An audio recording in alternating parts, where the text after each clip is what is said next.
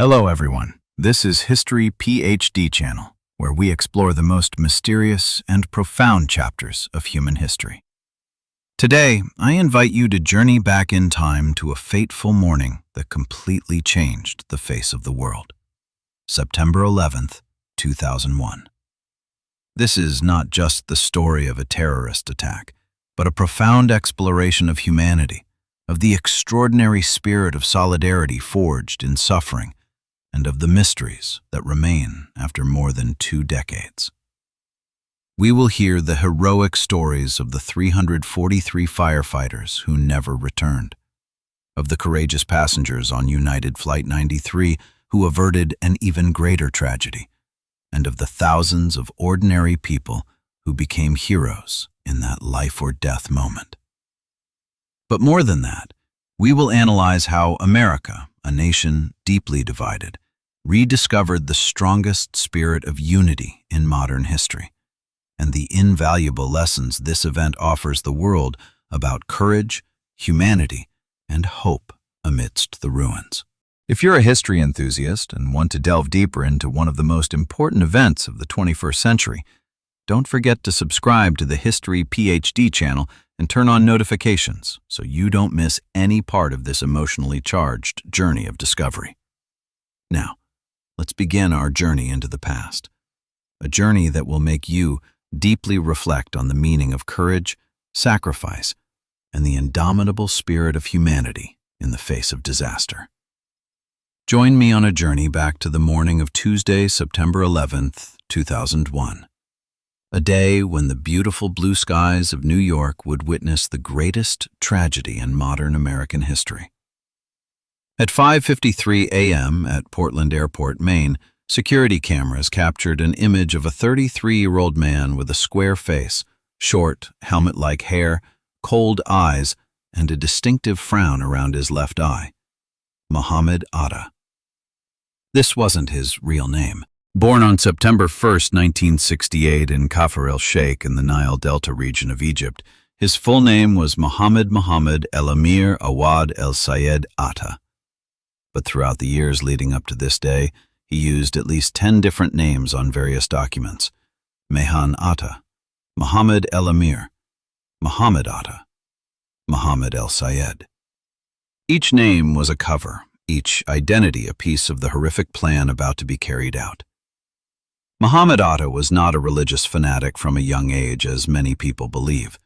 Born into a middle-class family in Egypt, with a father who was a lawyer trained in both civil and Islamic law, Atta grew up in a relatively secular environment.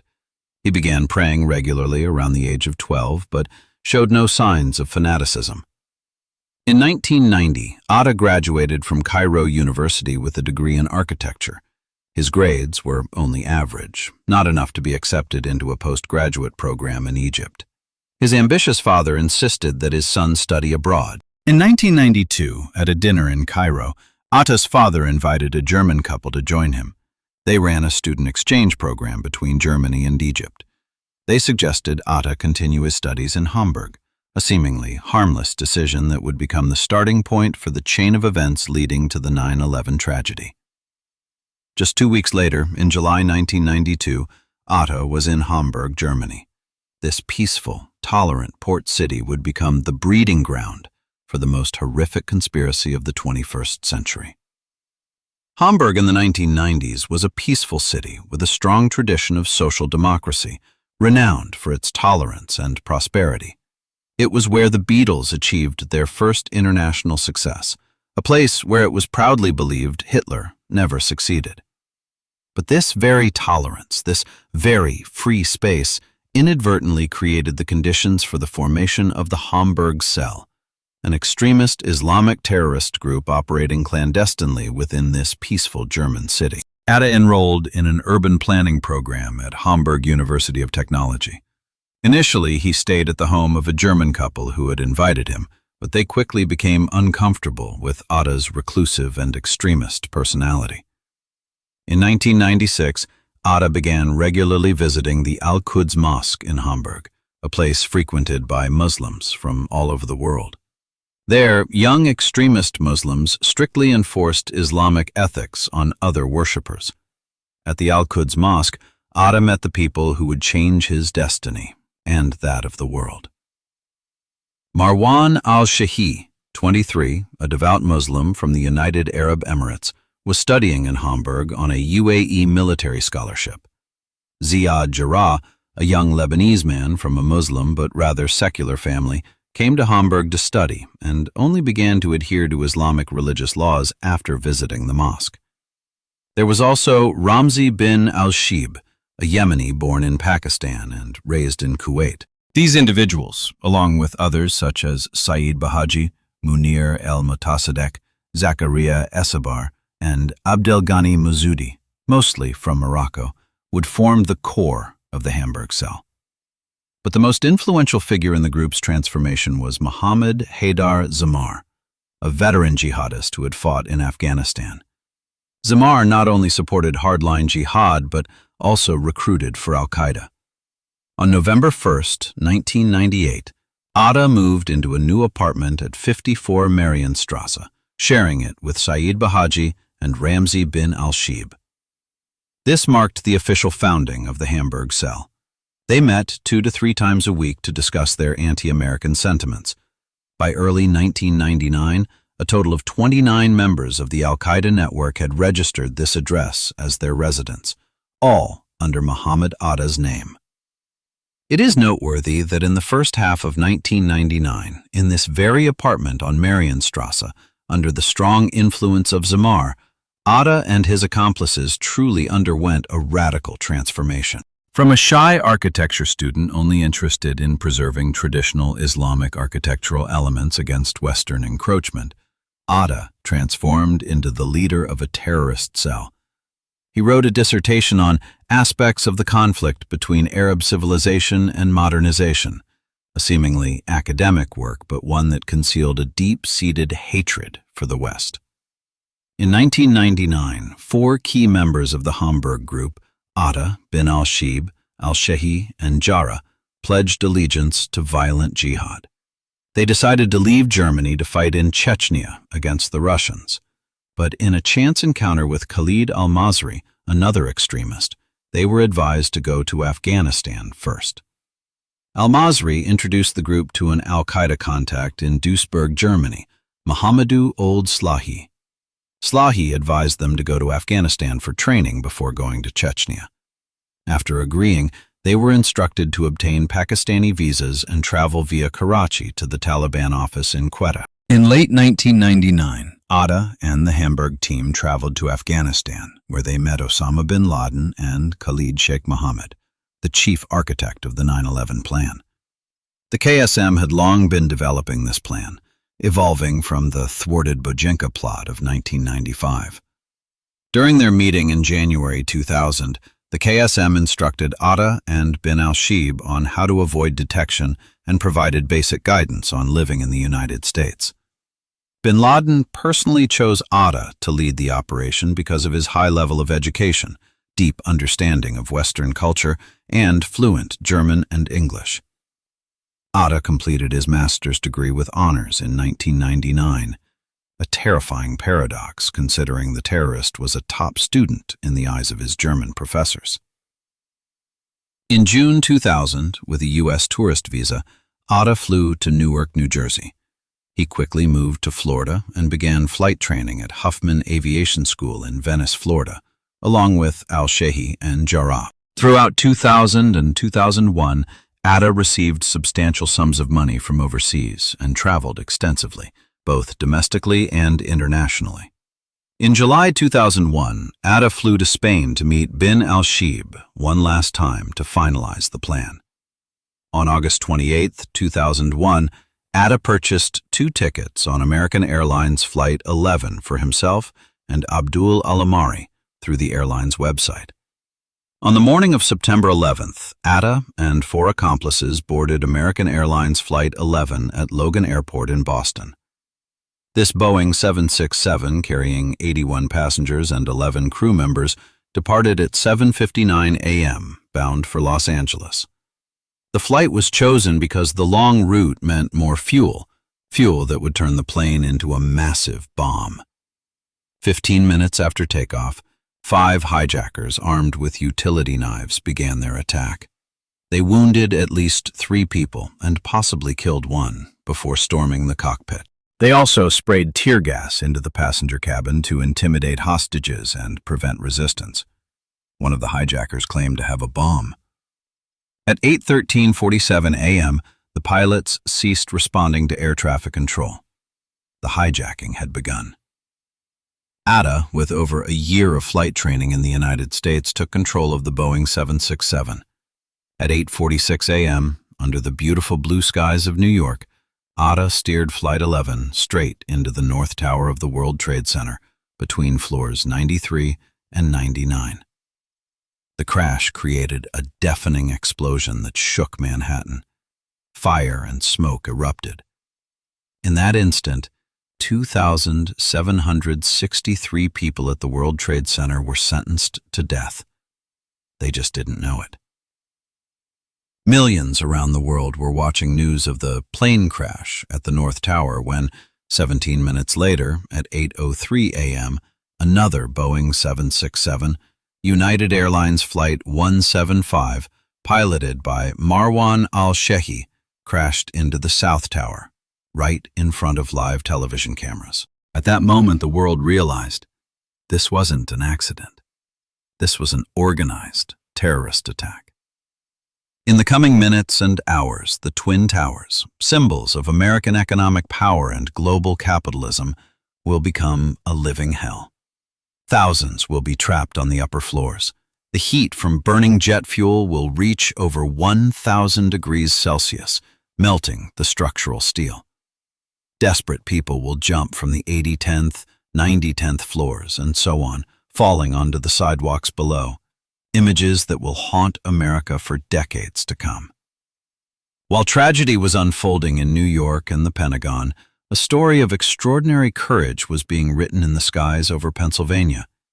United Airlines Flight 93, a Boeing 757 with 37 passengers and 7 crew members, departed from Newark Airport at 8:42 a.m., 42 minutes behind schedule due to runway congestion. This seemingly insignificant delay became the deciding factor in the fate of hundreds of people. The 4 hijackers on this flight included Ziad Jarrah, who would become the pilot, Ahmed al-Nami, Saeed al-Ghamdi, and Ahmad al-Haznawi. At 9:28 a.m., about 46 minutes after takeoff, they began their operation. But unlike the other 3 flights, the passengers on Flight 93 had a decisive advantage: time and information.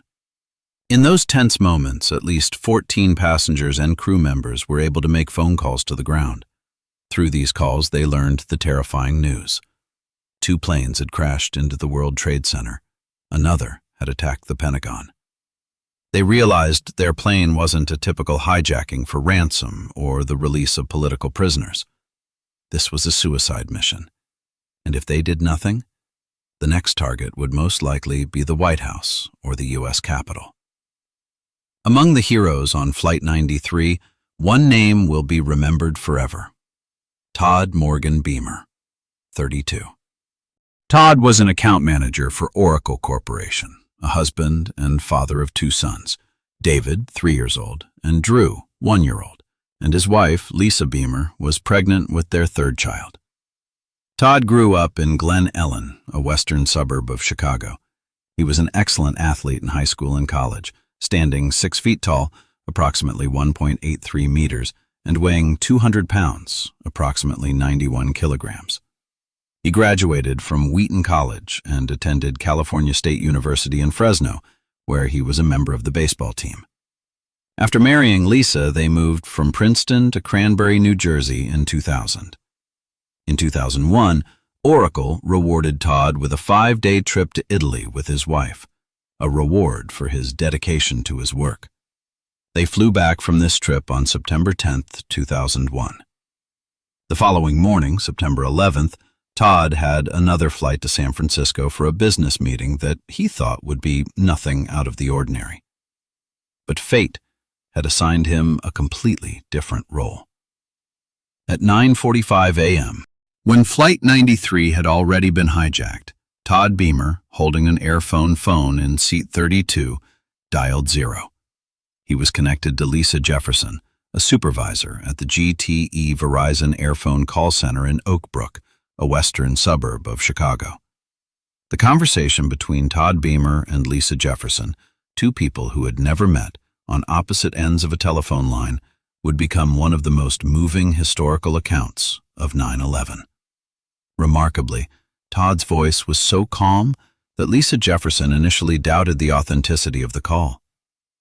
"Todd sounded so calm that I began to doubt the authenticity and urgency of the call," Jefferson later wrote.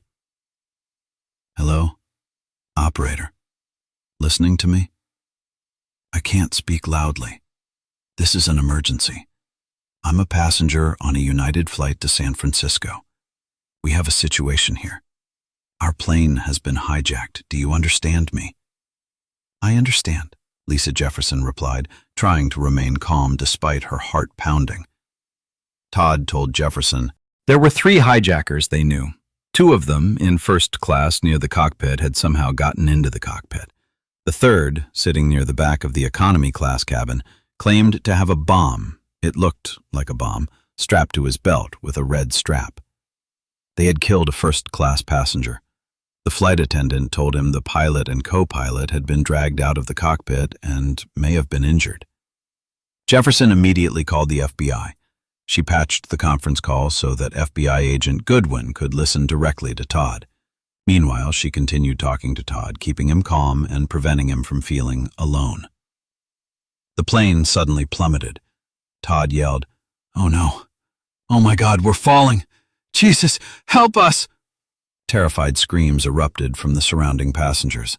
Lisa Jefferson held her breath. But then Todd said, "No, wait. We're going back up. I think we're all right." Other passengers were also making phone calls. Jeremy Glick spoke to his wife Liz for 25 minutes. Tom Burnett, the CEO of a medical equipment company, called his wife Dina multiple times. Mark Bingham called his aunt in California. "This is Mark. I wanted to let you know that I love you all, in case I don't see you again." Linda Gronand left a voicemail for her sister at 9:46 a.m. "Apparently, they've already landed a few planes at the World Trade Center, and it looks like they're going to land this one too." Through these calls, the passengers on Flight 93 learned the horrific truth. They understood they were going to die. The only question was how they would die. They could sit there and wait for the terrorists to fly into the White House or Capitol building, killing hundreds, perhaps thousands more. Or they could fight. Todd Beamer told Lisa Jefferson that he didn't want to worry his pregnant wife, so he asked her to convey his love to his family. He even gave her his home phone number. Then he said, "Lisa, can you do one last thing for me? Pray the Lord's Prayer and Psalm 23 with me." And they prayed together. A man on a hijacked plane knowing he was about to die, and a woman sitting in her Chicago office listening, weeping silently. "Our Father in heaven, hallowed be thy name. Thy kingdom come, thy will be done on earth as it is in heaven. The Lord is my shepherd, I shall not want. He makes me lie down in green pastures. He leads me beside still waters. He restores my soul." After finishing his prayer, Todd let out a long sigh. Lisa Jefferson heard him turn away and speak to someone else. The passengers had voted, a profoundly democratic act in a moment of life and death, and decided to storm the cockpit. Among those who participated in the uprising, many possessed exceptional physical fitness. Todd Beamer, 6 feet tall and weighing 200 pounds, was a former sports star. Tom Burnett was a former high school football quarterback. Mark Bingham had run with Bulls in Pamplona. Donald Green had a small plane pilot's license and was a wrestler in high school and at Brown University. Lisa Jefferson heard Todd say to the others, "You guys ready? Let's roll." Those were the last words Lisa Jefferson heard from Todd Beamer. Then came screaming and chaos. The plane crashed in Shanksville, Pennsylvania at 10:03 a.m., just 20 minutes from Washington, D.C. All 44 people on board perished, but they saved hundreds, possibly thousands, of others. The target of Flight 93 is believed to be the Capitol building or the White House. Todd Beamer's phrase, "Let's roll," became a symbol of the fighting spirit against terrorism. President George W. Bush later used this phrase in many speeches. Lisa Beamer gave birth to her daughter Morgan Kay in January 2002, a child Todd never got to meet. While tragedy was unfolding in the air and at the towers, a 68-year-old man was running into the heart of hell. Father Michael Fallon Judge, an Irish-American Franciscan priest, was the chaplain of the New York City Fire Department. Born on May 11, 1933, in Brooklyn as Robert Emmett Judge, he grew up in poverty during the Great Depression. Michael's father was the son of Irish immigrants from County Leitrim. He witnessed his father die a slow and painful death from mastoiditis, a condition that can develop from an untreated ear infection. From the ages of 3 to 6, young Robert watched his father waste away. After his father's death, to earn money, he shone shoes for pedestrians at Penn Station in New York. In 1948, at the age of 15, Robert decided to become a Franciscan priest. In 1954, he was ordained a priest under the name Michael, an Irish spelling of Michael. From 1971 to 1978, Father Michael struggled with alcoholism, fighting the disease with the help of Alcoholics Anonymous. He was also gay, a fact known only to a few of his closest friends. But Father Michael synthesized his difficult experiences to arrive at a spiritual empathy that allowed him to reach the poor and marginalized when they needed it most. During the AIDS crisis of the 1980s, when many priests refused to touch AIDS patients, Father Michael founded the St. Francis AIDS Ministry in New York. He visited patients, attended funerals, and befriended gay rights activists. There is a story that when Father Michael was invited to anoint a dying man with AIDS, the man asked, "Do you think God hates me?" Father Michael held the man in his arms as he died. This Pietà-like image would be recreated in the famous photograph of firefighters carrying Father Judge out of the North Tower. In 1992, Father Michael became the chaplain of the New York City Fire Department, a role he loved. He was particularly close to the firefighters of Engine 1, Ladder 24, whose fire station was directly across from the monastery where he lived on West 31st Street. They cherished him for his encyclopedic memory of family members' names, birthdays, and hobbies. Whenever the firefighters sped off on duty with their sirens blaring, Father Michael, if he was in his room, would go to the window, raise his hand in blessing, and pray for them. Father Michael is renowned for being the first responders in tragedies. In 1996, when TWA Flight 800 exploded shortly after takeoff, he cared for the victims' families and organized memorial services.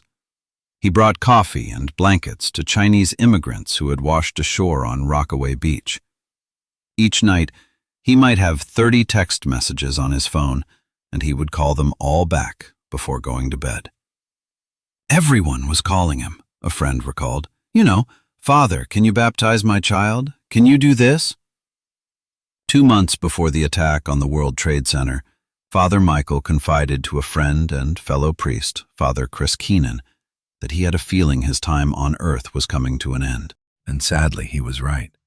On the morning of September 11th, 2001, as soon as he heard the news that the first plane had crashed into the North Tower, Father Michael Judge hastily changed from his Franciscan habit to his fire department chaplain's uniform and rushed to the scene. He met with Mayor Rudolph Giuliani, who asked him to pray for New York and the victims. A French film crew, brothers Jules and Gédéon Naudet, who were there filming a documentary about a new firefighter, captured Father Judge walking through the North Tower Hall, praying the rosary. He prayed over the bodies lying in the streets, then went into the North Tower Hall, where an emergency command center had been set up. There, to everyone without distinction, he offered his support and prayers. At 9:59 a.m., when the South Tower collapsed, Debris flew into the North Tower lobby, killing many people, including Father Judge. Wounded in the head, he died. At the moment, according to biographer Michael Daly, he was praying aloud, "Jesus, please stop this now. Lord, please stop it." Shortly after his death, Father Judge's body was found and carried out of the North Tower by 4 firefighters and a police officer minutes before it collapsed at 10:28 a.m. The photograph of rescue workers carrying his body from the rubble of the World Trade Center became one of the most iconic images of the 9/11 tragedy. The Philadelphia Weekly wrote that the photograph could be considered a modern American pietà, much like the painting of the Virgin Mary holding the body of Jesus. Father Judge's body was laid before the altar of St. Peter's Catholic Church on Barclay Street before being transferred to the city morgue, where he was listed as the first official victim of the attacks. Victim 0001. Although many others had been killed before him, including the crew, passengers, and attackers on the first 3 hijacked flights, as well as some in the Pentagon and the towers, his body was the first to be recovered from the rubble. Over 3,000 grieving people attended his funeral mass, which was also televised live. Later in 2001, his fire chaplain's hat was given to Pope John Paul II. In 2002, the U.S. Congress passed the Michael Judge Police and Fire Chaplains Public Safety Officers Benefit Act, an amendment to previous legislation that made fire and police chaplains who died in the line of duty eligible for federal death benefits. The act also expanded eligibility to anyone named as a beneficiary on a deceased officer's insurance policy, not just spouses, children, or parents, making it the first law of its kind to provide equal benefits to domestic and same-sex partners listed as beneficiaries. While Father Michael Judge was the first official victim, he was not alone in his sacrifice. A total of 343 firefighters from the New York City Fire Department, FDNY, died on September 11th, the largest number of firefighters killed in a single event in U.S. history. They were the ones who ran into the building while everyone else was running out. They knew the danger. Many had called home to say goodbye, but they kept climbing. Some climbed to the 70th, the 80th floor, carrying 60 to 100-pound equipment in extreme temperatures, surrounded by toxic fumes.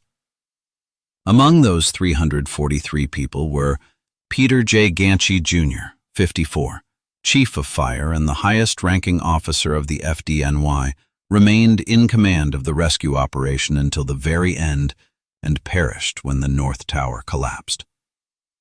William M. Feehan, 71, Deputy Chief of the 1st Fire Department, held the longest tenure in the FDNY with 42 years of service.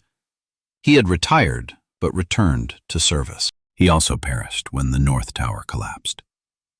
Raymond M. Downey, 63, Deputy Chief of Special Operations, is one of the world's leading experts in rubble rescue. He participated in rescue efforts at the 1995 Oklahoma City bombing and the 1993 World Trade Center bombing. On September 11th, he was inside the North Tower when it collapsed. But it's not just senior commanders. There are also young people just starting their careers. Michael Kiefer, 25, Ladder Team 132, a volunteer and professional firefighter who climbed the South Tower and never came out. Christopher Santora, 23, of Team Engine 54, was the youngest firefighter to die on September 11th. He was only on his 2nd day on the job. There are families that have lost many members. The Langone family lost 2 brothers, Thomas and Peter. The Vigiano family lost 2 sons, John, a firefighter, and Joseph, a police detective. Each of those 343 firefighters had a story, a family, dreams. They were fathers, sons, brothers, friends. And in the most crucial moment of their lives, they chose to rush into danger to save strangers. Remarkably, even after the South Tower collapsed at 9:59 a.m., a horrific spectacle that clearly demonstrated the danger, the firefighters continued climbing the North Tower. They knew they could die, but they also knew there were people who needed saving. When the North Tower collapsed at 10:28 a.m., hundreds of firefighters were still inside, still trying to rescue people. It wasn't just firefighters and police officers. September 11th also witnessed countless heroic acts by ordinary people. Wells Crowther, 24, a stockbroker working on the 104th floor of the South Tower, turned back to help instead of running down when the plane crashed. Many survivors recalled a man with a red bandana leading them down the stairs, then returning to rescue more people. Wells saved at least 18 people before perishing in the collapse. Rick Rescorla, 62, chief security officer of Morgan Stanley, had predicted the possibility of a terrorist attack on the World Trade Center since 1990. He organized regular evacuation drills despite ridicule. On September 11th, thanks to his preparations, 2,687 Morgan Stanley employees at the World Trade Center were safely evacuated. Rescorla stayed behind to ensure everyone was out and perished when the tower collapsed. Stanley Premnath, a banker on the 81st floor of the South Tower, miraculously survived when the plane crashed just floors below him. Trapped under the rubble, he screamed for help. Brian Clark, an executive vice president on the 84th floor, heard the cries and returned to rescue Premnath. They escaped together, among the few to escape the floors above the point of impact. These stories, and thousands more, show the best in humanity in the worst of times. While terrorists brought death and destruction, thousands responded with courage, selflessness, and sacrifice. September 11th, 2001 proved an age-old truth. In the darkest moments, the light of human courage shines brightest. And it is that light, not the fire of hatred, that will be remembered forever. While the world watched the Twin Towers burn on television screens, inside lay the story of thousands of people fighting for survival, each with their own journey amidst the smoke, flames, and chaos. Brian Clark, born July 4, 1947, was a Canadian businessman who worked for the international brokerage firm Eurobrokers in their office on the 84th floor of the South Tower. On September 11th, he was one of only 18 people who escaped the South Tower from either the upper level or at the point of impact of the planes. A miraculous survival rate amidst the hellish conditions. At 9:03 a.m., when United Airlines Flight 175 crashed into the South Tower between floors 77 and 85, Clark and 8 colleagues on floor 84 survived the impact. They regrouped and began descending staircase A. But only reaching floor 81, Clark's group encountered a woman and a man ascending the stairs. They said the staircase below was filled with smoke and fire, making it impassable. Most people in Clark's group decided to head back upstairs to find another staircase. But Clark, with experience from the 1993 World Trade Center bombing, believed that staircase A was the only way to escape. He decided to continue down. Only one person went with him, Ron DiFrancesco, who would later become the last person to escape the South Tower before it collapsed.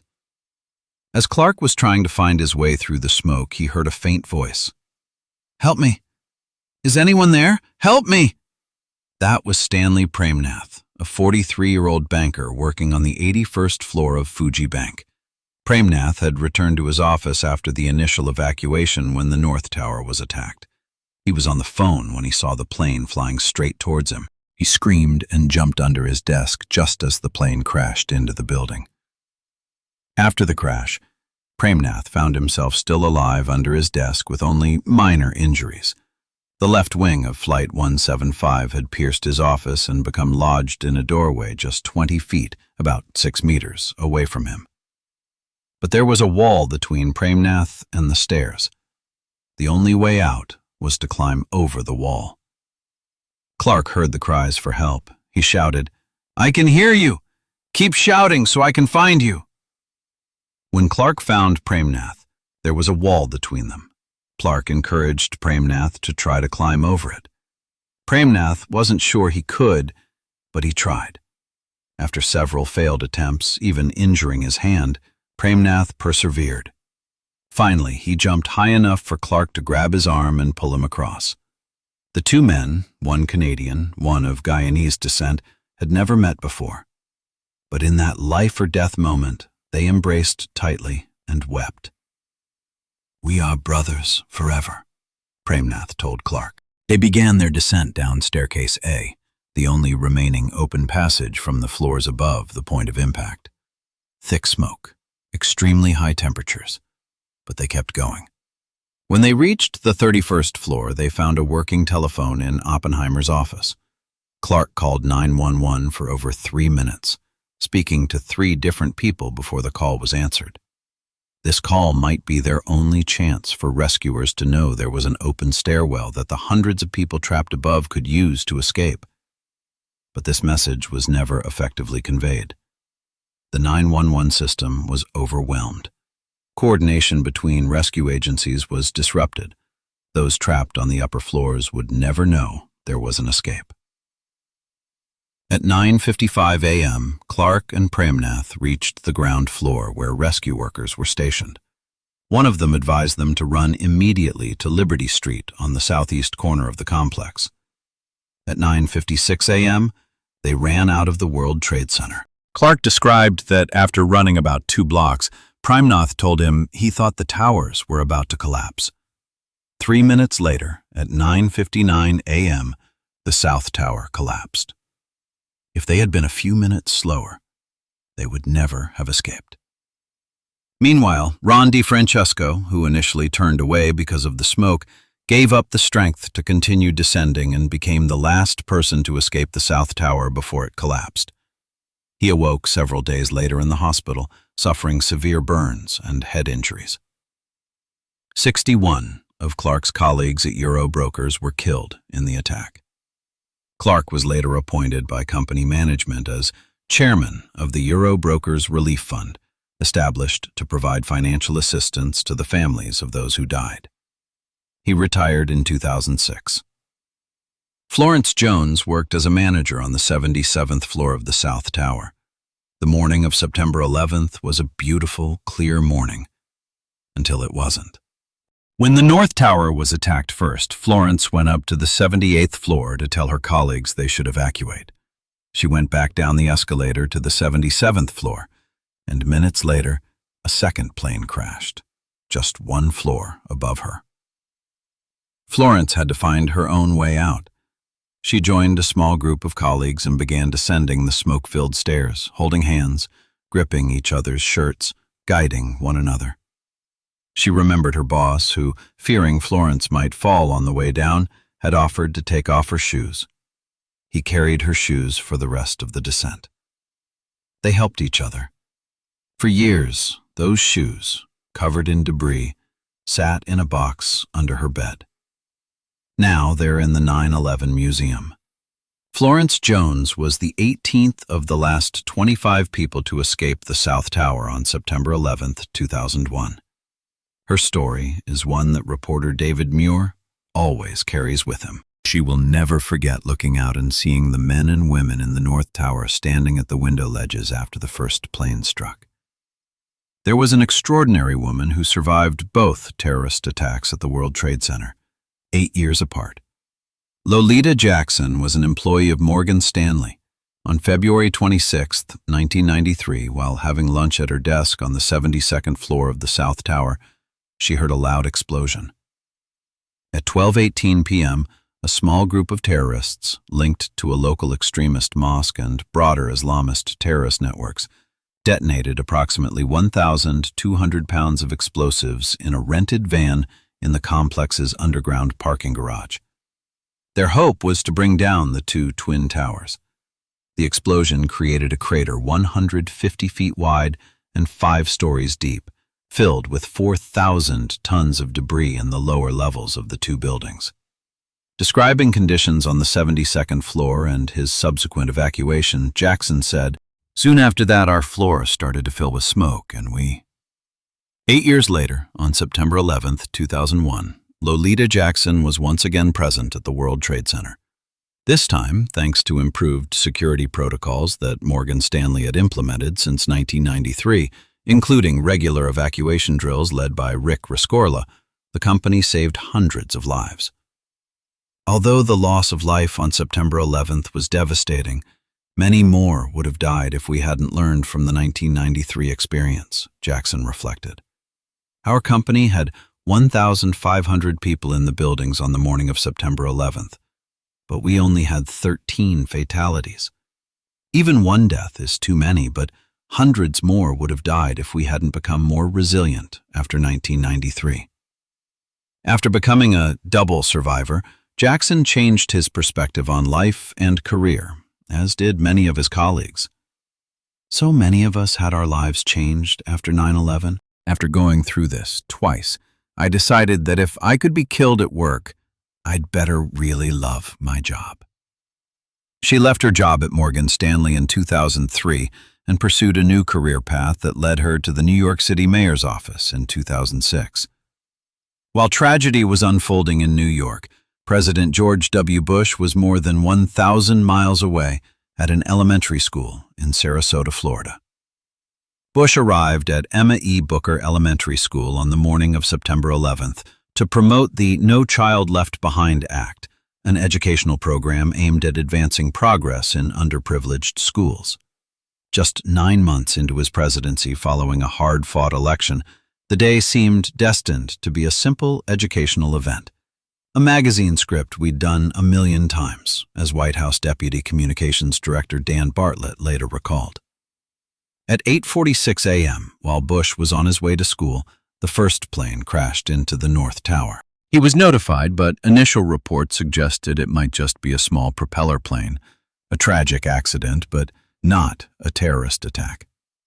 Bush entered room 301, a second-grade classroom where teacher Kay Daniels and the students were reading The Pet Goat, a reading exercise designed to teach students about words ending in the letter E.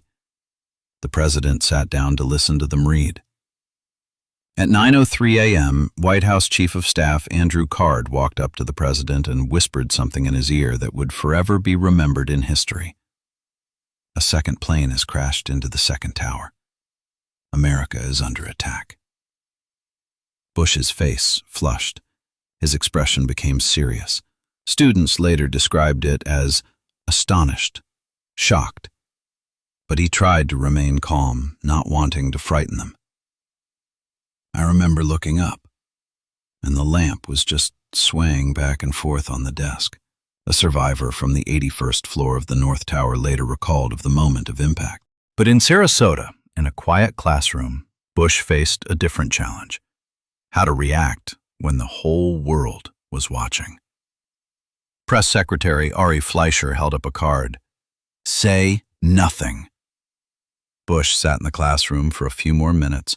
He later explained that his instinct was to appear calm, not to let the country see an agitated reaction in a time of crisis. After speaking with students and teachers, Bush went into a small audiovisual room where reporters were waiting. He entered with a pale face. The plans to return to Washington had changed. The Pentagon had just been attacked. "Terrorism against our country will not stand," Bush declared before boarding Air Force One. Pilot Mark Tillman later recalled, "President Bush walked up the stairs in typical Texas style. There was no style that day. He was running up the stairs." The first thing Bush said when he boarded the plane was to Secret Service Chief Eddie Lorenzo, "Are my wife and children safe?" Air Force One took off almost vertically, an emergency takeoff few knew the presidential plane was capable of. I don't think anyone really understood Air Force One's capabilities, that it barely needed taxiing. The nose of the plane tilted up into the air and shot off like a rocket, recalled Captain Constantopoulos of the Sarasota Police Department. During the darkest days of modern American history, a miracle occurred. Not a physical miracle, but a spiritual one. America, a country deeply divided by politics, race, religion, and economics, suddenly became one. If September 11th, 2001 was the darkest day, then September 12th, 2001 was perhaps the brightest day in the spirit of modern America. On the morning of September 12th, America awoke in a different country. The shock and horror of the 9/11 attacks were still fresh in people's minds, but a deep sense of unity and patriotism also permeated the nation. Everywhere you look, the star-striped flag is flown proudly. Homes, businesses, cars, and even clothing are adorned with the American flag. In cities and small towns, people hang the flag not out of obligation, but as a symbol of resilience, unity, and patriotism. The American flag has become more than a national symbol. It's a defiant statement, a reminder that in the face of adversity, the American spirit will not be broken. Annan and Company, the oldest flag manufacturer in America, tripled its production. Managers extended production hours by 2 hours for 6 days and added Saturday shifts. They hired 8 more workers, bringing the workforce to 228, double what it was during World War II. And their employees received a new and special appreciation for their work. Our country needs flags. We have to produce them. It makes us feel good because we can help. The wave of patriotism was not merely symbolic. It spurred people to action. Thousands of Americans felt a renewed sense of responsibility to their country and enlisted, determined to defend their homeland and prevent another attack. In the weeks following 9/11, military recruitment offices saw a surge in enlistments. Young men and women, inspired by the bravery of first responders and the sacrifices made on that horrific day, stepped forward to serve in the armed forces. For many, it was not just a career choice, it was a calling, driven by a sense of responsibility to protect their fellow citizens and uphold liberal and democratic values. Americans who had never donated blood before rushed to blood banks. Just minutes after the first plane crashed, everyone was rolling up their sleeves. Americans reacted to this catastrophic disaster faster than any other disaster in U.S. history. There was a massive nationwide surge of donors. Blood banks couldn't keep up with the number of patriotic individuals. Lines formed across the United States from the early morning hours and stretched into the late evening hours. Blood banks nationwide reached out to volunteers to help collect much-needed plasma. Thousands of people waited for hours just to donate.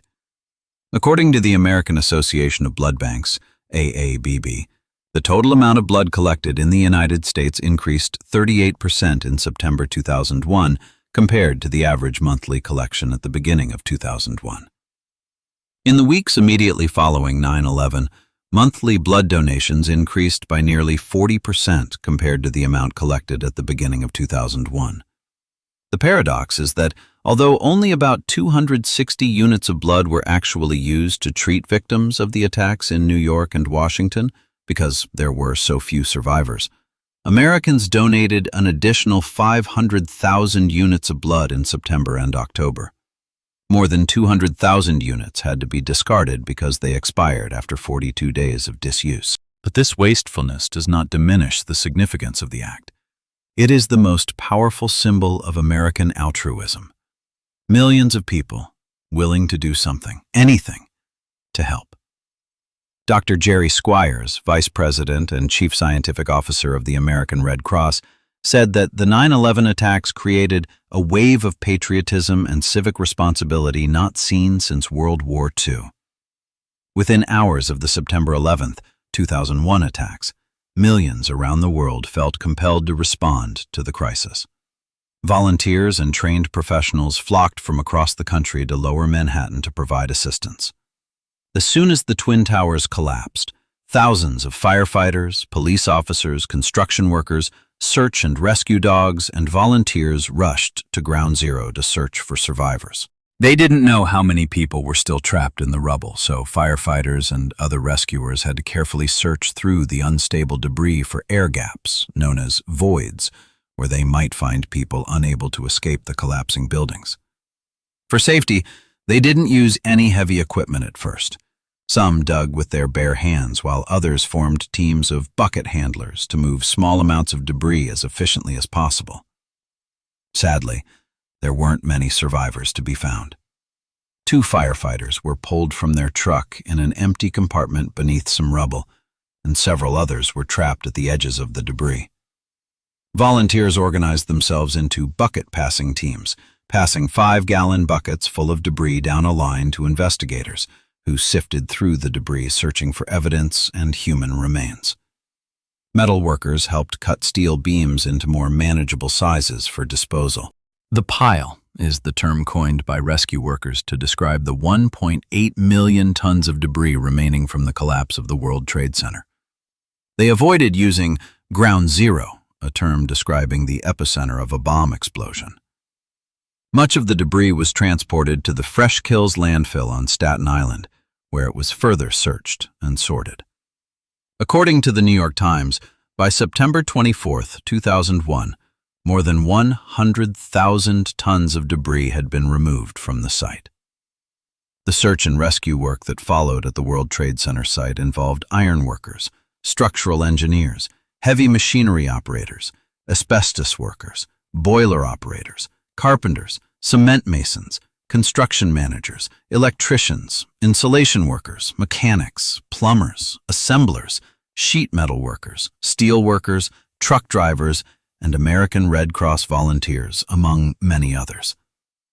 Lower Manhattan, south of 14th Street, was closed, except to rescue and recovery personnel.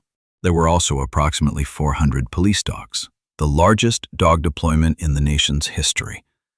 The New York City Office of Emergency Management, OEM, was responsible for coordinating the city's response to the attacks.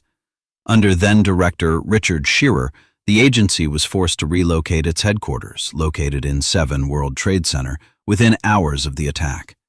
The building subsequently collapsed. The OEM temporarily re-established operations at the police academy. Ultimately, approximately 400 structural engineers assisted from September 12, 2001 to May 2002, when the cleanup was completed. They volunteered, but the city required them to keep track of their working hours. They were subsequently paid, but many engineers donated their earnings to charity. What's amazing is that in all the months that contractors, firefighters, and police were at Ground Zero for rescue and recovery, nobody died at the site, which is incredible. Engineers helped make that possible. The Red Cross embarked on a years-long nationwide relief effort. A Red Cross volunteer, upon returning from overseas, immediately sought out the Red Cross to participate in the recovery effort, initially by making beds at a relief center for first responders and other volunteers working around the clock near Ground Zero. "I did whatever they wanted me to do," she said. "I made more beds than I've ever made in my entire nursing career." She also supported families whose loved ones were killed in the attacks or were still missing. One particularly memorable moment for her from that time was supporting a pregnant mother who had tragically lost her husband. "There are so many families like that," she said, her voice choked with emotion. "You don't even need to say anything. Just hold their hand." Thousands of other volunteers also came from all over. A volunteer bus driver in Brooklyn recalled, "My job was to take people from the Brooklyn headquarters to the 9/11 site, what they called Ground Zero." As a tour guide, he spent months giving the volunteers mini-tours, pointing out different landmarks of the city as he drove them through the area. "I felt it was my duty, too, to let people know where they were, to give them a little perspective on New York City and a little bit of the joy of New York City." He recalled the gratitude people showed towards the Red Cross, especially after the events of 9/11. "Whenever we did something and they saw that Red Cross van," he said, "people just opened their hearts to us." In total, more than 91,000 rescue, recovery, and cleanup workers, along with volunteers including virtually all of the New York City Fire Department, FDNY, were exposed to environmental hazards at Ground Zero in their work on the rubble and at other WTC-related sites in the days that followed. The morale of the rescue workers was raised on September 14, 2001, when President George W. Bush visited Ground Zero.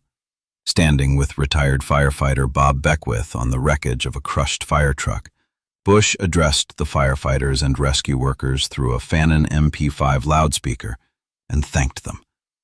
The image of Bush standing on a wrecked fire truck holding a megaphone with Bob Beckwith beside him has become one of the most iconic images of the post-9/11 era. One person in the crowd shouted, "We can't hear you!"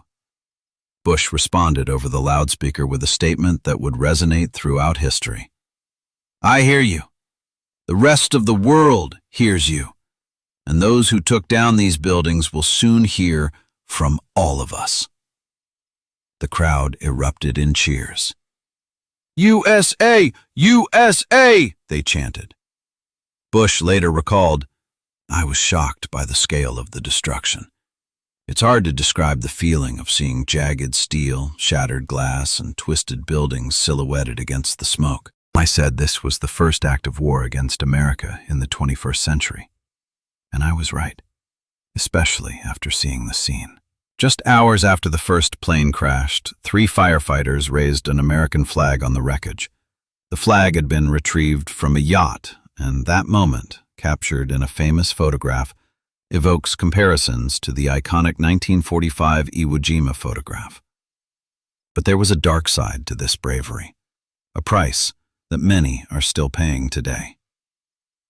Workers at Ground Zero worked without proper respirators. They wore painter's masks or went completely faceless. Experts stated that the only effective protection against toxic substances such as airborne asbestos was specialized respirators. "I was there watching people work without respirators," said David Newman, an industrial janitor for the New York Commission on Occupational Safety and Health. He continued, "Others took off their respirators to eat. It was a surreal, ridiculous, unacceptable situation." On September 11th alone, more than 300 workers sought treatment for eye and respiratory problems caused by air pollutants. Soon after, official workers at Ground Zero received masks and other protective equipment, but volunteers and other workers, such as day laborers and undocumented workers hired to clean dust from nearby office buildings, simply covered their faces with bandanas and hoped for the best. In 2002, the CDC's National Center for Environmental Health funded a comprehensive study of the health of rescue and recovery workers at Ground Zero and 9/11-related illnesses. They found that many first responders developed serious respiratory problems and had persistent symptoms of post-traumatic stress disorder. Other studies agreed. Large numbers of workers suffered from sore throats, shortness of breath, and WTC coughs. 99% of firefighters exposed reported at least one new respiratory problem while working at the World Trade Center site that they had never experienced before. Chronic respiratory disease was the leading lung injury among firefighters exposed to toxic substances in 9/11. 6 years after the attacks, among those who never smoked, approximately 13% of firefighters and 22% of EMS had lungs that were not functioning as well as others of the same age. A growing number of Ground Zero workers are developing illnesses, such as cancer. Between September 11, 2001 and 2008, 263 new cases of cancer were found among the 8,927 male firefighters who responded to the 9/11 attacks.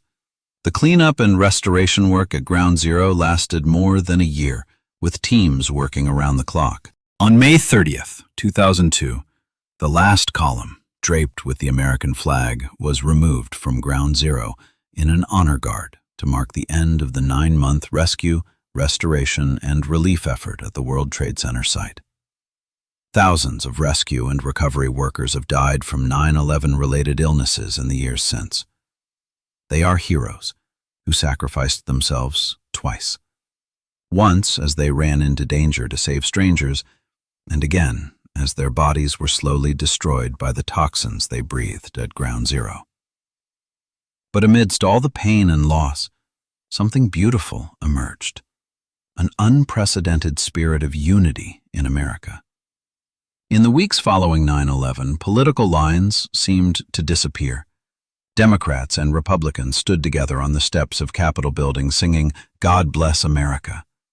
President Bush, a Republican, worked alongside New York Mayor Rudy Giuliani and New York Governor George Pataki to coordinate rescue and recovery efforts. On September 20th, 2001, 9 days after the attacks, President Bush addressed a joint session of Congress.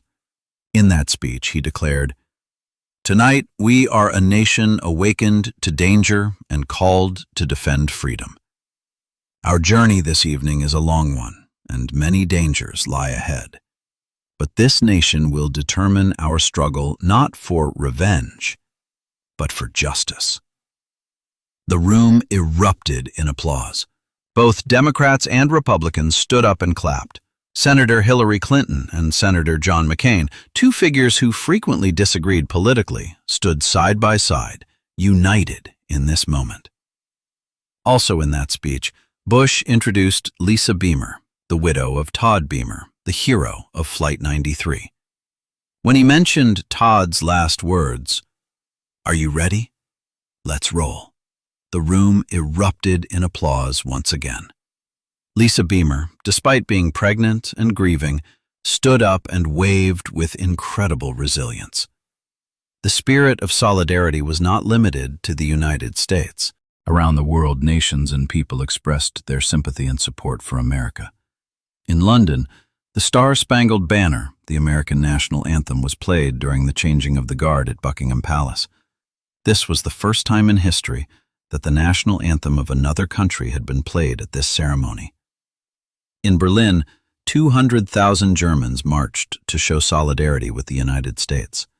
The French newspaper Le Monde ran the famous headline, "Nous sommes tous Américains." We are all Americans. Even in Iran, a country with strained relations with the U.S., thousands gathered to commemorate the victims. Tehran students lit candles and observed a minute of silence. In Russia, President Vladimir Putin was the first foreign leader to call President Bush to express his condolences. Putin later recalled, "I told him that we understand what terrorism is. We experienced it in Beslan, in Moscow. We understand your pain." From Australia to Mexico, from Japan to Brazil, nations around the world have expressed solidarity with the United States. Even countries that often criticize U.S. foreign policy have unanimously condemned the terrorist attacks. For the first time in its 52-year history, NATO invoked Article 5 of its charter, the Collective Self-Defense Clause, which stipulates that an attack on one member is considered an attack on all. This means that all 18 NATO members are committed to supporting the United States in the upcoming war on terrorism. During those dark days, there were countless small stories of kindness, compassion, and humanity. Stories that may never make the big news, but held profound meaning for those involved. There's a story about a woman who opened her door to strangers stranded in Manhattan when all public transportation stopped. She cooked for them, gave them a place to sleep, and shared what she had. There are stories about taxi drivers who give free rides from Manhattan without taking money, just wanting to help. There are stories of restaurants providing free food to firefighters and rescue workers at Ground Zero, day after day, for months. There are stories of children across America organizing lemonade sales to raise money for the victims' families. There's a story about a 6-year-old boy in Texas who donated his entire savings, $30, to the Red Cross. These small stories, multiplied thousands, millions of times, have created a massive wave of kindness and compassion that is swept across the entire country. The spirit of solidarity after 9/11 was not just a vague feeling of national closeness. It had a real, tangible impact. Crime rates decreased. People were more polite to one another. American flags were displayed everywhere, not just in government buildings, but in private homes, on cars, and even on clothing. In a survey conducted shortly after 9/11, 77% of Americans said they felt we are facing this crisis as a united nation. That was the highest level of consensus recorded in any poll since the 1960s. President Bush's approval ratings soared from around 55% to 90%, one of the highest approval ratings ever recorded for any president. People didn't necessarily agree with all of his policies, but they united around him as a national leader during a time of crisis. Congress, often a hotly contested chamber, passed a series of bills with near unanimous support. The USA Patriot Act, a controversial bill that would expand the government's oversight powers, was passed in the Senate by a vote of 98-1. But perhaps the most powerful manifestation of solidarity was the way Americans treated one another. In the days following 9/11, people were more patient, kinder, and more caring. Strangers spoke to each other on the streets. Neighbors checked in with each other. People hugged more often. A woman in New York recalled, "I remember riding the subway a few days after 9/11. Usually people avoid eye contact, reading newspapers, looking at their phones. But that day, everyone looked each other in the eye. We nodded. We smiled gently. No words were needed. We all understood. We had been through this together." But the question many are asking is, will this spirit of solidarity last? The answer, sadly, is no. In the months and years following 9/11, the spirit of unity gradually faded. Political divisions returned. Debates about the Iraq War, about the Patriot Act, about domestic policy divided the country once again. By 2004, just 3 years after 9/11, America had reverted to its previous state of polarization. The 2004 presidential election between George W. Bush and John Kerry was one of the most contentious elections in modern history. By 2008, Bush's approval rating had plummeted to a record low. By 2016 and 2020, America had become more divided than ever before. But that doesn't mean the spirit of solidarity on September 12th is meaningless. On the contrary, it shows us what is possible. It shows us that in the face of adversity, Americans can overcome their differences. It shows us that compassion, courage, and humanity can conquer fear and hatred. Many survivors and families of victims say they hope the spirit of September 12th, the spirit of solidarity, kindness, and common purpose, can be restored without the need for another tragedy to trigger it. As one firefighter said, September 11th showed us the worst that humans can do to each other. But September 12th showed us the best in ourselves. I wish we could remember September 12th as clearly as we remember September 11th. And that, ultimately, is perhaps the greatest lesson of 9/11 and its aftermath. That in the darkest times, humanity is capable of extraordinary courage, compassion, and solidarity. That we are strongest not when we are divided, but when we are united. And that the spirit of September 12th, the spirit of love, kindness, and common purpose is always within us, waiting to be awakened. More than 2 decades after September 11th, 2001, the biggest question facing America and the world is, how will we remember these horrific events? And more importantly, how will we tell this story to future generations, those who never lived through it?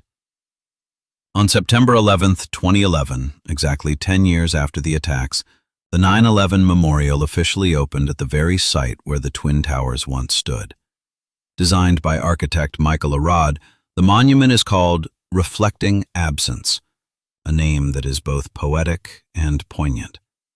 The memorial comprises 2 square pools, each nearly an acre, approximately 4,000 square meters, situated precisely where the 2 towers once stood. Water cascades down the edges of the pools, forming waterfalls 30 feet, approximately 9 meters high, before continuing into a smaller square pit in the center, a seemingly bottomless void, symbolizing irreplaceable loss. Around the edges of the 2 pools, 2,983 names are engraved on copper plates, each name representing a life taken. 2,977 victims of the 9/11 attacks, and 6 victims of the 1993 World Trade Center bombing. But these names aren't arranged alphabetically or in random order. Instead, they're positioned based on a concept architect Arad calls meaningful adjacencies. Each name is placed alongside those they loved, those they worked with, those they died with. This arrangement process was a huge technical challenge. The media design company Local Projects had to develop a special algorithm to fulfill over 1,200 requests from families about whose names should be placed next to whom. One wife wanted her husband's name next to his best friend. A mother wanted her son's name next to a colleague he had saved. A brother wanted his sister's name next to her close office colleagues. John Katzimatidis, a 31-year-old bond broker at Cantor Fitzgerald who worked on the 104th floor of the North Tower, was described as the kind of person who made people feel like they were his best friend. His name is listed alongside 63 of Cantor Fitzgerald's colleagues, people he worked with, laughed with, and ultimately died with. John's sister, Anthula, recounts, "Some people told me they chose to list their loved ones alongside people they never met, but whose families have met and bonded ever since. We're all part of a club we never signed up for." In the northern lake are the names of those who died at the North Tower, the crew and passengers of American Airlines Flight 11, and those who died in the 1993 bombing. In the southern lake are the names of those from the South Tower, first responders, the crew and passengers of United Flight 175, United Flight 93, and American Airlines Flight 77, as well as victims at the Pentagon. Each year on the victims' birthdays, memorial staff place a white rose next to their names, a small but profound gesture to remind them that these are not just names engraved on bronze, but people who lived, loved, and were loved. On May 21, 2014, the 9/11 Memorial Museum officially opened. Located 70 feet, approximately 21 meters underground, at the foundations of the World Trade Center, the museum was built on the very spot where the two towers once stood. As you enter the museum, the first thing you see is a long slope leading down into the depths, as if you are descending through layers of history. Natural light shines down from above, symbolizing hope amidst the darkness. The museum houses over 23,000 images, 10,300 artifacts, and more than 2,000 first-hand accounts from survivors, victims' families, and rescue workers. Each item tells a story. There's a firefighter's helmet crushed, covered in ash that once belonged to someone who never returned home. There are the high-heeled shoes of a woman who took them off to run down the stairs faster. These shoes, covered in shards, now lie in a glass case, silent witnesses to her escape. There's Giovanna Galletta Gambale's red purse, a small personal item, yet it held an entire life. There was an entire crushed fire truck, Ladder 3, where a team of 11 firefighters perished. Looking at this twisted pile of metal, you can imagine the terrifying force of the collapse. But perhaps the most moving part of the museum is In Memoriam, an exhibition room dedicated to honoring each victim. Here, each of the 2,983 people is commemorated with a portrait and a story. You can search for a specific person's name and read about their life, not their death, but their life. Todd Beamer is remembered not only for his final words, "Let's roll," but also for his love of family and passion for baseball.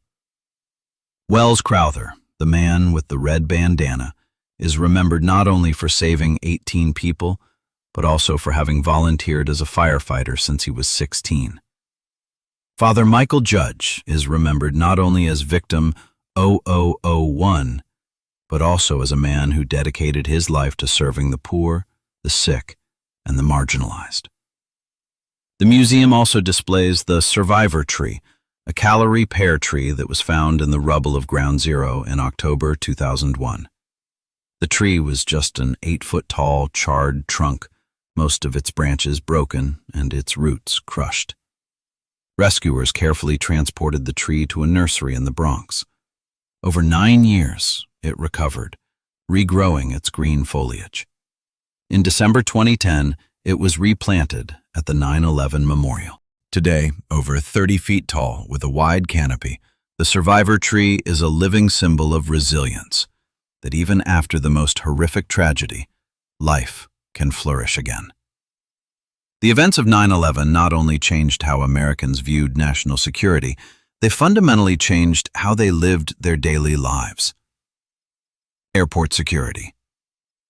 Before 9/11, you could arrive at the airport just 30 minutes before your flight. Family members could accompany you to the gate to say goodbye. Small knives under 4 inches were permitted on board. Security personnel were private employees hired by the airlines. On November 19, 2001, just 2 months after the attacks, President Bush signed the Aviation and Transportation Security Act, establishing the Transportation Security Administration, TSA. From this point on, airport security was completely transformed. Only passengers with tickets are allowed through the security area. All checked baggage is screened 100%. Shoes must be removed for screening, following the Richard Reed shoe bomber incident in 2001. Liquids are restricted. Only bottles under 3.4 ounces, 100 milliliters, are allowed in clear 1-quart plastic bags, following the 2006 liquid bomb plot. The cockpit door was reinforced. Armed police patrolled the entire airport. Thousands of working dogs have been deployed. These changes have made air travel much more stressful and time-consuming. A domestic flight now requires you to arrive at the airport at least 2 hours in advance, and an international flight requires 3 hours. Long lines at security checkpoints have become an unavoidable part of the flying experience.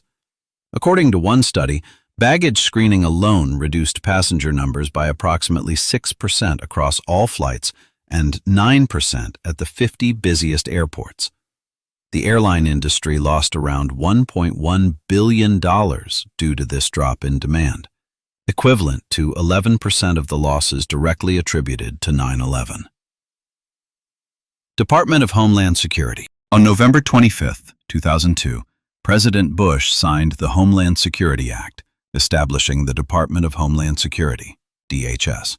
This was the largest reorganization of the federal government since World War II.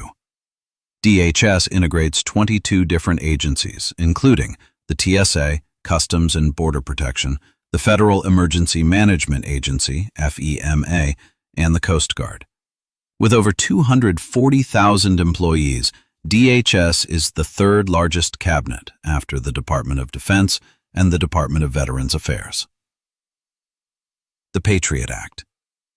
On October 26, 2001, just 45 days after 9/11, Congress passed the USA Patriot Act, uniting and strengthening America by providing appropriate tools required to intercept and obstruct terrorism.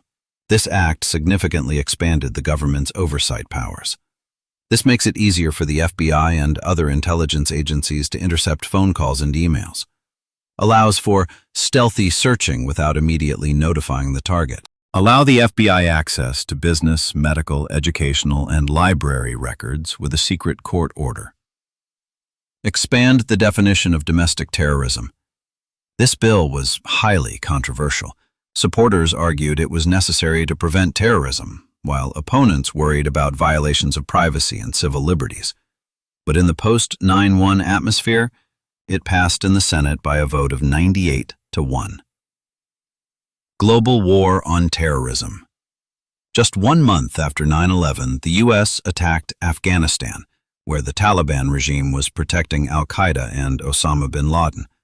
This operation, called Operation Enduring Freedom, would become the longest war in American history, lasting nearly 20 years, from 2001 to 2021.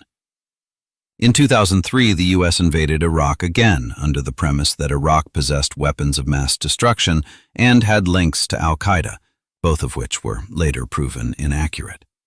The Iraq War lasted until 2011, then flared up again when ISIS emerged. In total, more than 7,000 American soldiers were killed in the wars in Iraq and Afghanistan. More than 50,000 were wounded. The number of civilians in Afghanistan, Iraq, Pakistan, and Syria who died as a result of these wars is estimated to be between 387,000 and over 1 million. The financial cost exceeded $8 trillion. More than 2 decades after 9/11, the most important question is not what happened, but what did we learn? And how can we ensure it never happens again? By 2026, more than 100 million Americans, nearly a third of the population, will be too young to remember the 9/11 attacks.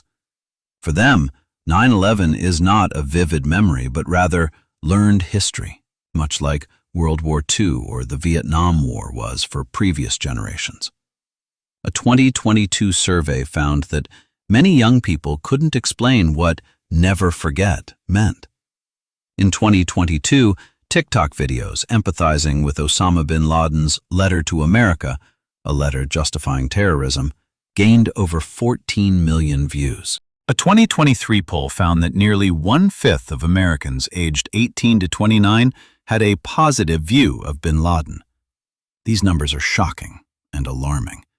They show that as memories fade, history can be distorted or even forgotten.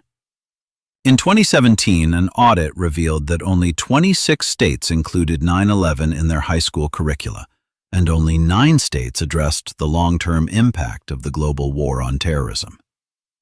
This is why educational efforts are more important than ever. The 9/11 Museum has served over 700,000 students through its educational programs.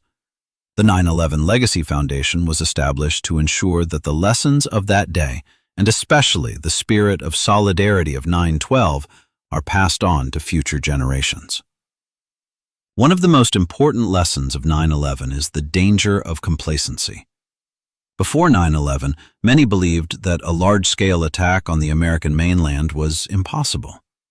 We were wrong. The warning signs were there. The World Trade Center was bombed in 1993. American embassies and military properties abroad were attacked throughout the 1990s. The CIA and FBI had information on some of the 9/11 attackers, but did not share the information effectively. Following 9/11, the U.S. established the Joint Terrorism Task Forces, federal, state, and local teams working together on counterterrorism. These task forces have conducted countless investigations and apprehended terrorists who may have harmed the country. Cooperation and information sharing, something that had failed miserably before 9/11, is now the cornerstone of America's counterterrorism strategy. As FBI Director Christopher Wray wrote, "After 9/11, we learned that cooperation is essential. But we cannot be complacent. The threat has evolved. In the 2000s, we saw hijackers using aircraft as weapons. In the 2010s, we saw explosives hidden in electronic devices. In the 2020s, we face new and extremely sophisticated threats from state and non-state actors, from cyber attacks to concerns about drone systems. Perhaps the most profound lesson of 9/11 wasn't about security, but about humanity. In the hours, days, and weeks following the attacks, Americans displayed the best in themselves. Courage. Thousands of firefighters, police officers, and first responders rushed into collapsing buildings. Todd Beamer and the passengers of Flight 93 fought back against the hijackers despite knowing they would die. Wells Crowther returned to the burning tower multiple times to save people. Selflessness. Millions of Americans donate blood, although most is ultimately discarded. Thousands volunteer at Ground Zero to help. Strangers open their doors to those in need of shelter. Neighbors check on each other. Unity. Republicans and Democrats stood together singing "God Bless America." Nations around the world, even those often critical of America, expressed solidarity. Racial, religious, and class boundaries seemed to fade, at least for a short time.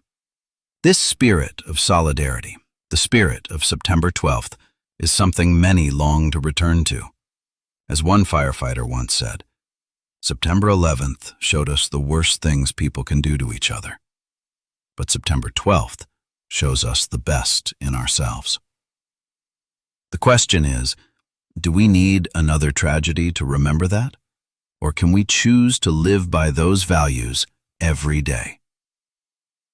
Ultimately, 9/11 teaches us about resilience, the ability to recover from adversity.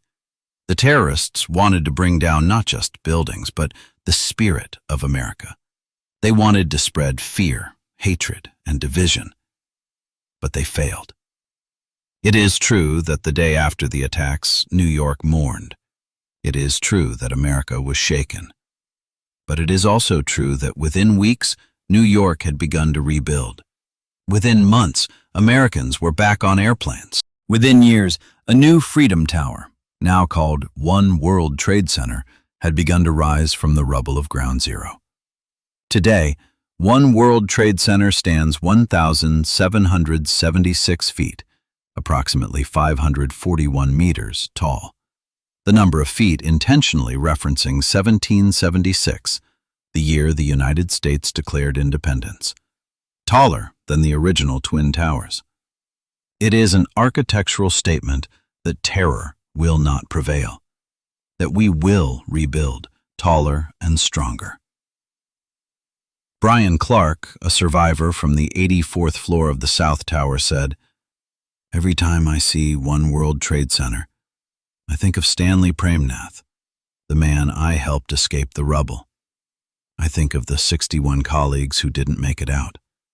And I think that building taller, stronger, safer, is the best way to honor them. We're telling the world, we will not be afraid. We will not be defeated." Lisa Beamer, Todd Beamer's widow, said in a 2021 interview, "Todd didn't want 9/11 to be defined by brutality. He wanted it to be defined by the courage of those who stood up against evil. That's why Let's Roll still resonates. It's not about war or revenge. It's about standing up when you need to stand up, even when you're afraid." Father John McNeil, another Franciscan priest who took over Father Michael Judge's work at the New York Fire Department, reflected, "Michael taught us that the purpose of life is not to live the longest, but to love the most deeply. He lived 68 years, but he loved more than most people love in 100 years. That's the lesson of 9/11, not about death, but about how we live." The most important thing we must remember about 9/11 is that behind every statistic is a person with their own story. 2,977 people died on September 11th, 2001. Each person had a name, a face, and a loving family. They were mothers and fathers, sons and daughters, siblings, friends and colleagues. They had dreams, plans, and futures ahead of them. Christine Lee Hansen, 2 years old, was on United Airlines Flight 175 with her parents en route to Disneyland. She never made it. Juliana Valentine McCourt, 4 years old, was also on Flight 175 with her mother, Ruth Clifford McCourt.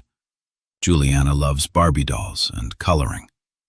David Reed Gamboa Brandhorst, 3 years old, was on Flight 175 with his father. The boy loved dinosaurs and Thomas the Tank Engine. Bernard Curtis Brown II was just 11 years old on American Airlines Flight 77 to the Pentagon with his teachers and classmates on an educational trip. Bernard loved football and wanted to become a doctor. Rodney Dickens, 11 years old, Asia Cottam, 11 years old, and others. All just children with their whole lives ahead of them. There were newlywed couples. There were pregnant women. There were people who had worked at the World Trade Center for decades and people starting their first day of work. Monica Rodriguez Smith, 35, worked at Cantor Fitzgerald on the 104th floor of the North Tower. She was 4 months pregnant with her first child when she died. Her husband, Paul, never met their child. Haggai Sheffi, 34, an Israeli working for Oracle, canceled his flight home to Israel to stay an extra day for a meeting on the morning of September 11th at Windows on the World, the rooftop restaurant of the North Tower. That decision cost him his life.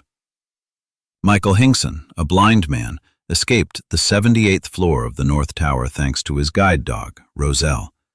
As Michael emerged from the 78th floor down the stairs in complete darkness, he heard the terrifying sound of the South Tower collapsing. Roselle led Michael through the rubble to safety. The dog saved his life. Each of the 2,977 people has a story.